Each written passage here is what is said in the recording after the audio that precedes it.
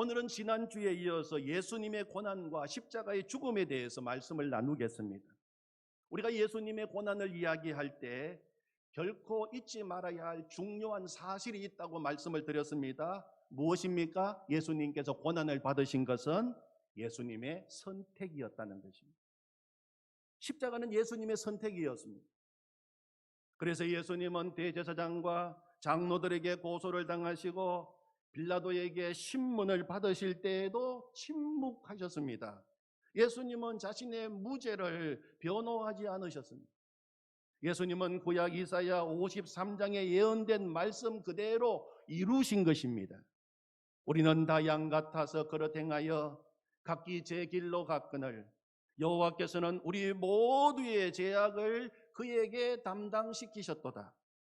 그가 곤욕을 당하여 괴로울 때에도 그의 입을 열지 아니하였으며 마치 도수장으로 끌려가는 어린 양과 틀 깎는 자 앞에서 잠잠한 양같이 그의 입을 열지 아니하였도다. 십자가는 하나님의 뜻이었습니다. 십자가는 예수님이 순종으로 선택하신 것이었습니다. 예수님께서 십자가에서 고난받으시고 못 박혀 죽으신 것은 우연히 어쩌다가 일어난 일이 결코 아닙니다. 유대 종교 지도자들의 계략에 의해서 더 나아 빌라도의 판결에 의해서 이루어진 일이 아니라 이미 하나님께서 창세 전에 우리를 구원하시기 위하여 계획하신 일이요, 때가 되었을 때 예수님이 인간의 몸을 입고 이 땅에 오셔서 그 일을 이루신 것입니다. 그러므로 우리는 십자가를 바라볼 때마다 나를 위하여 스스로 고난을 당하시고 스스로 죽음을 선택하시고 스스로 죽음을 맞이하신 그 주님의 사랑, 죽음도 이길 수 없었던 그 놀라운 하나님의 사랑을 우리가 결코 잊지 말아야 하겠습니다.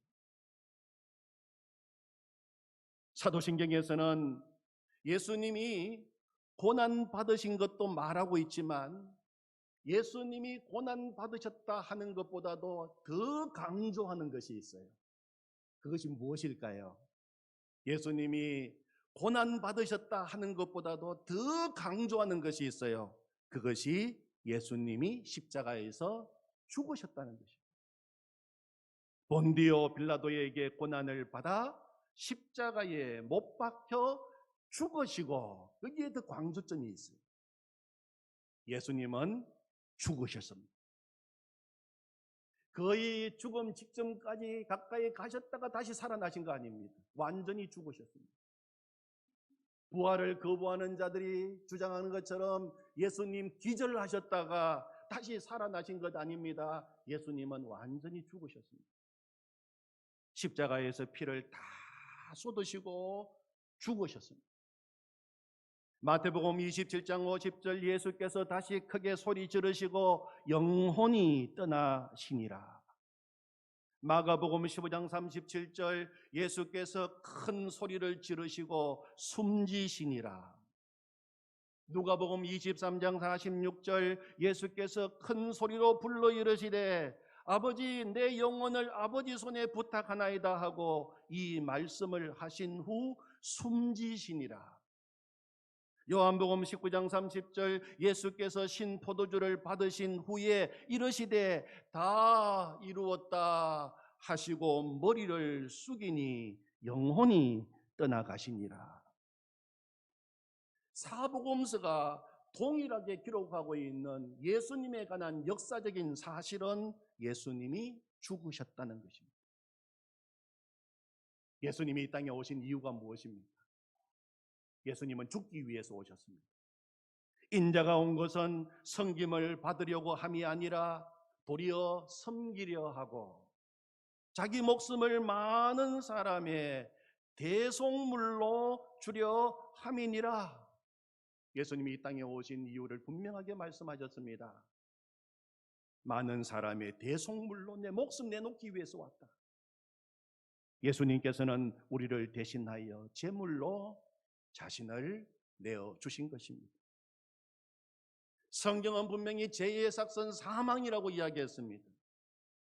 공의의, 정의의 의로우신 하나님이 보실 때 모든 인간들은 죄값으로 마땅히 죽어야 할 인생이었습니다. 그러나 우리를 사랑하시는 하나님 아버지께서는 우리가 죄값으로 죽어야 할 그 죽음을 대신 지게 하기 위해서 독생자 예수님을 이 땅에 보내어 주신 것입니다. 하나님이 세상을 이처럼 사랑하사 독생자를 주셨으니 이는 그를 믿는 자마다 멸망하지 않고 영생을 얻게 하려 하심이라. 복음 중에 복음입니다. 예수님은 대속물이 되셨습니다. 우리가 죄값으로 받아야 할 저주와 심판을 대신 받으시고 십자가 위에서 대속의 죽음을 죽으신 것입니다. 그러므로 십자가는 죄를 결코 용납하실 수 없으신 하나님의 공의와 죄인인 우리를 결코 포기할 수 없으신 하나님의 사랑이 만난 곳입니다. 하나님의 정의와 하나님의 사랑이 만난 곳이 바로 주님이 죽으신 십자가입니다. 십자가는 죄로 인하여 끊어진 하나님과 우리 사이에 예수님이 친히 돌아오셔서 한 손으로는 죄인인 우리를 부둥켜 안으시고 한 손으로는 하나님 아버지를 붙드시며 주님의 사랑의 심장이 터져서 피가 쏟아진 곳입니다. 왜 우리 주님 피를 흘리고 죽으셨습니까? 레위기 17장 11절 말씀에 보면 중요한 대속의 원칙이 나옵니다. 육체의 생명은 피에 있음이라. 내가 이 피를 너희에게 주어 제단에 뿌려 너희의 생명을 위하여 속죄하게 하였나니 생명이 피에 있으므로 피가 죄를 속하느니라. 하나님이 친히 말씀하신 속죄의 대원칙입니다. 피가 있어야 속죄가 이루어집니다. 다시 말씀을 읽겠습니다.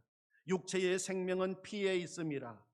내가 이 피를 너희에게 주어 제단에 뿌려 너희의 생명을 위하여 속죄하게 하였나니 생명이 피에 있으므로 피가 죄를 속하느니라. 우리가 오늘 읽은 히브리서 9장 그 뒷부분에 가면 22절에 보면 또 중요한 속죄의 원칙이 거기에 기록되어 있습니다. 피 흘림이 없은즉 사함이 없느니라. 그렇게 말씀하셨어요. 피 흘림이 없은즉 사함이 없느니라. 그러면은 사함 받기 위해서, 죄 용서 받기 위해서는 반드시 피가 있어야 합니다. 피는 생명입니다. 생명이 죽어야 된다는 것입니다. 여러분, 그러므로 용서는 정말 값비싼 것입니다. 죄는 지독한 것입니다. 죄가 지독한 증거가 무엇입니까? 하나님께서 그것을 깨끗하게 하시기 위해서 피를 요구하신 것입니다. 죄는 물로 씻을 수 없습니다. 오직 피밖에는 죄를 씻을 방법이 없습니다. 피 흘림이 없은즉 사함이 없다. 하나님 대속의 대원칙입니다. 예수님이 오시기 전까지 구약시대에도 불완전하지만 하나님께서 죄 용서 받을 수 있는 방법을 열어놓으셨습니다. 바로 속죄 제사를 드리던 것이었습니다. 죄를 지은 사람이 죽어야 마땅하지만 그 죄를 지은 사람을 대신하여 흠없는 짐승을 죽여서 그 피를 제단에 뿌리면 그 피를 보시고 하나님이 죄를 용서해 주신 것입니다. 속죄 제사함 받기 위해서 육체의 생명인 피가 절대로 필요하다는 것이 구약 제사의 근본 원리입니다. 피는 곧 생명이기에 피를 요구한다는 것은 생명을 요구한다는 것입니다. 그래서 구약 시대에 짐승을 잡았던 것입니다. 아담이 범죄한 이후에 하나님께서 범죄한 아담을 위해서 가죽옷을 지어 입히셨습니다. 인간의 부끄러움과 수치를 가려주기 위해서 짐승을 죽이고 피를 흘리게 하시고 그리고 가죽옷을 지어 입히신 것입니다. 출애굽 당시에 어린 양이 죽고 그 어린 양의 피를 자신의 집에 바른 이스라엘 백성들은 죽지 않고 구원받을 수 있었습니다. 출애굽기 12장 13절 말씀에 보면 내가 애굽 땅을 칠 때에 그 피가 너희가 사는 집에 있어서 너희를 위하여 표적이 될지라. 내가 피를 볼 때에 너희를 넘어가리니 재앙이 너희에게 내려 멸하지 아니하리라. 무엇이 표적이 되었습니까? 어린 양이 죽어서 흘린 피, 그 피가 표적이 되어서 하나님이 넘어가시고 재앙이 사망이 그 집에 임하지 않게 되었던 것입니다. 구약 시대의 제사함을 받기 위해서 중요한 두 가지 요소가 필요했습니다. 첫 번째는 속죄 제사를 집례하는 제사장이 있어야 했습니다. 그리고 죄를 지은 사람을 대신하여 죽을 제물 짐승이 있어야 했습니다. 그러나 구약 시대에 제사장도 불완전한 인간이었습니다. 그리고 이 땅의 짐승 제물도 불완전했습니다. 제물과 제사장의 불안정성 때문에 죄를 지을 때마다 늘 속죄 제사는 되풀이 되어야 했어요. 죄를 지을 때마다 또 짐승 잡고 또 짐승 잡고 계속해서 속죄 제사는 되풀이 되어야 했습니다. 그런데 예수님이 오신 것입니다. 우리의 영원한 대제사장 예수 그리스도, 하나님이 준비하신 속죄 양 어린 양 예수 그리스도. 오늘 읽은 히브리서 9장 말씀에 보면 우리의 영원한 대제사장이신 예수님께서 짐승의 피 대신에 자신이 친히 어린 양 희생 제물이 되셔서 피를 직접 흘리셨습니다. 예수님께서 십자가에서 피 흘려 죽으시고 자신의 피를 단번에 바치심으로 우리에게 영원한 구원이 이루어졌고 이제 그 희생 제사를 반복할 필요가 없게 되었다고 분명히 말씀하고 있어요. 여러분 오늘 요절 말씀 12절 말씀인데 12절 말씀을 한번 보시면 제일 먼저 염소와 송아지의 피로 하는 말이 먼저 나옵니다. 예수님이 오시기 전 구약 시대에 하나님이 지시하신 희생제물 염소, 송아지의 피, 그 피로 제사함을 받았습니다. 그러나 그것은 불완전한 방법이었습니다. 제사장과 제물이 다 불완전했기 때문에 인간은 죄를 지을 때마다 반복해서 짐승의 피로 제사함을 받아야 했습니다. 그러나 이 땅에 오신 우리의 영원한 대제사장 예수 그리스도, 온전하신 희생제물 어린 양 예수 그리스도는 어떻게 하셨습니까? 다시 12절 말씀을 보시면 염소와 송아지의 피로 하지 아니하고 무엇으로 하셨습니까? 오직 자기의 피로 영원한 속죄를 이루사 단번에 성소에 들어가셨느니라. 아멘. 또 13절을 보시면 염소와 황소의 피와 및 암송아지의 죄를 부정한 자에게 뿌려 그 육체를 정결하게 하여 거룩하게 하거든. 예수님 오시기 전까지 구약의 죄 용서 방법이었습니다. 그런데 14절을 보시면 하물며 영원하신 성령으로 말미암아 흠없는 자기를 하나님께 드린 그리스도의 피가 어찌 너희 양심을 죽은 행실에서 깨끗하게 하고 살아계신 하나님을 섬기게 하지 못하겠느냐? 그렇습니다. 짐승의 피를 보고도 우리의 죄를 용서하셨다면 성령으로 동정녀 마리아의 몸에서 태어나 죄 없는 자신을 하나님께 희생 제물로 드린 우리 예수님의 피를 하나님이 받으시고 얼마든지 우리의 죄를 용서하신다는 것입니다. 아멘, 아멘입니다. 이제 우리에게는 우리를 위해 십자가에서 죽으시고 흘리신 예수님의 피만 있으면 된다는 것입니다. 예수님의 피만 믿으면 된다는 것입니다. 우리의 죄를 씻기 위하여 십자가 보혈밖에는 없다는 것입니다. 저는 이 말씀을 준비하다가 갑자기 제 마음속에 찬송가 252장을 부르고 싶은 마음이 생각이 나서 말씀을 준비하다가 혼자 찬송을 불렀습니다.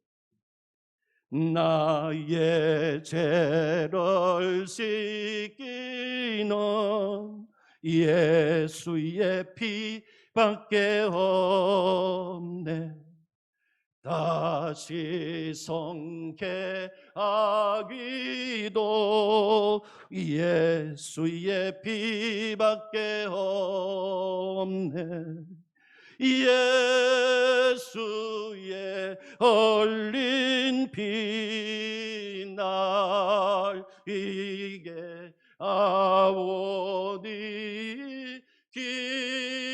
귀하고 귀하다. 예수의 피밖에 없네.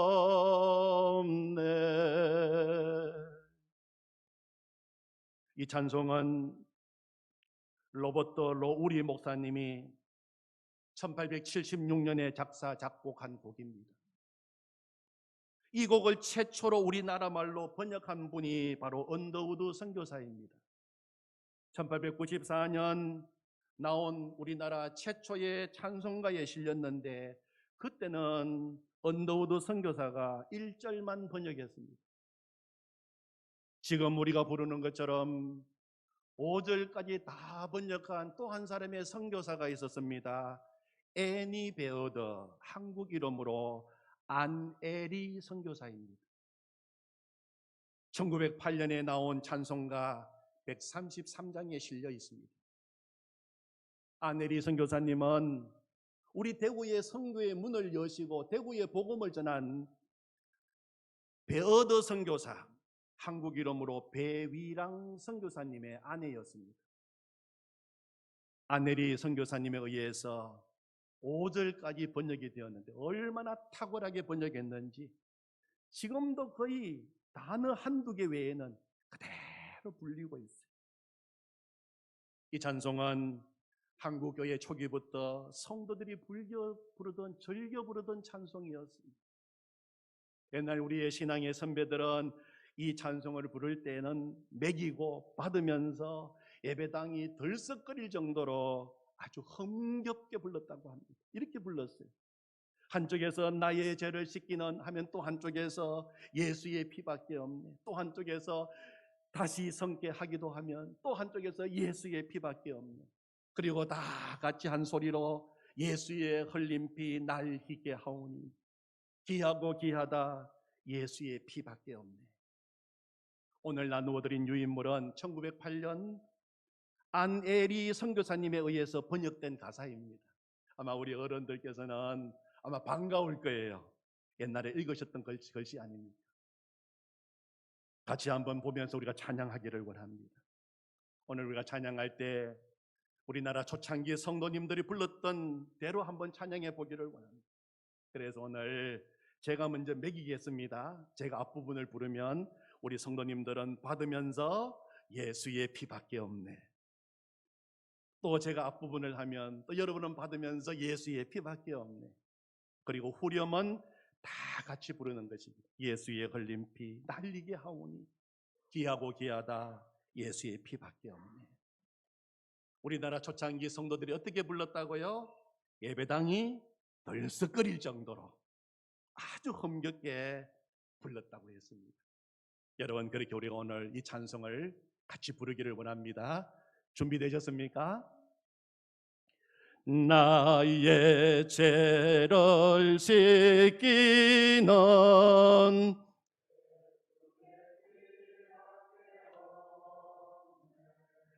다시 성케하기도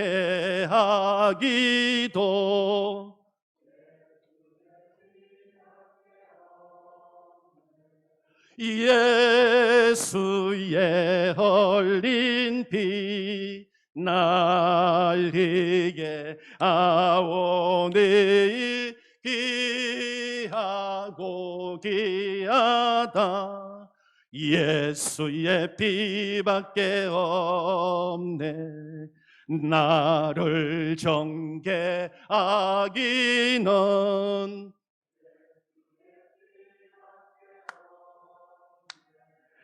사죄하는 증거도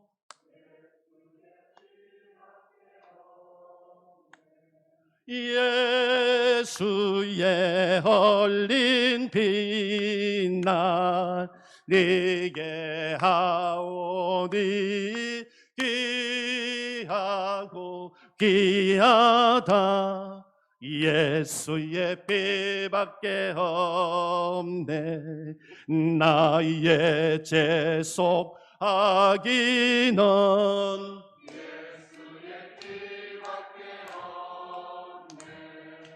나는 공로 없도다.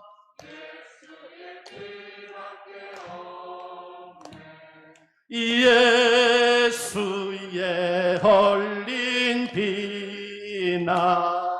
나에게 하오니 귀하고 귀하다. 예수의 피밖에 없네. 평안함과 소망은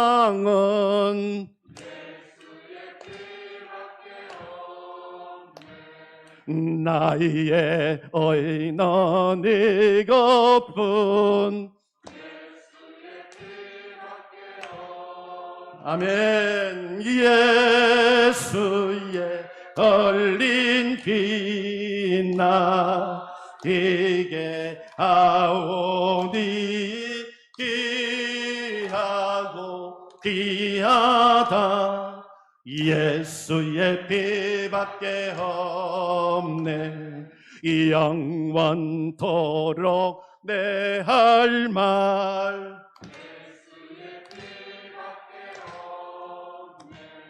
나의 참 미대지는